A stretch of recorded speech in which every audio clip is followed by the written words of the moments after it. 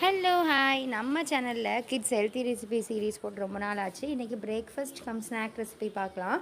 2 table spoon ஓட்ஸை வெறும் சட்டியில் வறுத்து சேர்த்துக்கோங்க. கூடவே ஒரு டேட்ஸு, ஒரு வாழைப்பழம், ஒரு முட்டை, இது எல்லாத்தையும் சேர்த்து நல்லா பிளெண்ட் பண்ணிக்கலாம். கொஞ்சமாக தண்ணியோ பாலோ சேர்த்து பிளெண்ட் பண்ணிக்கலாம். நான் வெறும் தண்ணி தான் சேர்த்து பிளெண்ட் பண்ணியிருக்கிறேன். கொஞ்சமாக ஊற்றினா போதும், ரொம்ப தண்ணியாக ஆயிடக்கூடாது. ஈவினிங் டைம் ஸ்நாக்காக கொடுக்குறதுனால தம்பிக்கு தனியாக நான் பால் கொடுப்பேன். அதனால இதில் பால் சேர்க்காமல் நான் தண்ணி சேர்த்து அரைச்சிக்கிட்டேன். இப்போது நம்ம ஒரு தோசைக்கல்லில் நெய்யோ பட்டரோ சேர்த்துட்டு கொஞ்சம் கொஞ்சம் ரவுண்டாக நம்ம போட்டு எடுத்துக்கலாம். எந்த ஷேப்பில் உங்கள் கிட்ஸுக்கு பிடிக்குமோ அந்த மாதிரி போட்டுட்டு மேலே லைட்டாக நான் நெய் ட்ரிசில் பண்ணிக்கிறேன். ஓட்ஸ் நல்லா வெறும் சட்டியில் வறுத்து சேர்த்துக்கோங்க. அப்போ தான் நல்லா குக் ஆகும்.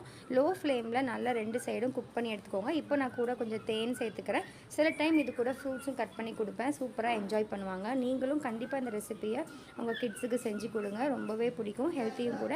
இன்னொரு ரெசிபியில் பார்க்கலாம்.